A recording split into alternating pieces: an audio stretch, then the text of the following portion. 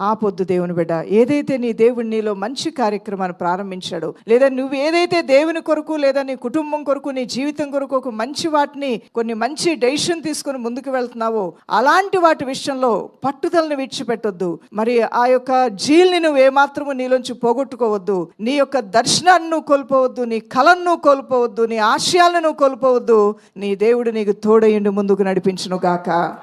నెహెమ్యాకి ఎన్ని ఎదురైనప్పటికీ కూడా, నేను మరలా చెప్తున్నాను, ఆటంకాలు ఎదురైనప్పటికీ, తృణీకరించబడినప్పటికీ, అవమానాలు ఎదురైనప్పటికీ, తిరస్కారం ఎదురైనప్పటికీ కూడా, హేళన ఎదురైనప్పటికీ కూడా, పరిస్థితులు ప్రతికూలంగా ఉన్నప్పటికీ కూడా కట్టాలి, ముగించాలి, ముందుకు వెళ్ళాలి. ఆ క్రమంలో ఆయన పట్టుదలతో ముందుకు వెళ్తున్నప్పుడు దైవ హస్తమే అతను బలపరిచింది. ఆ ప్రభువే అతనికి తోడై ఉన్నాడు, అన్నిటినీ జయించాడు, కార్యాన్ని ముగించుకున్నాడు, తిరిగి మరలా ఆయనకి వెళ్ళినట్లుగా మనం చూస్తూ ఉన్నాం. అందువల్ల ఆశ దేవుని మీద పెట్టుకోండి. నీ చుట్టూ పరిస్థితుల్ని దేవుడు నీకు అనుకూలపరుస్తూ ముందుకు నడిపిస్తాడు.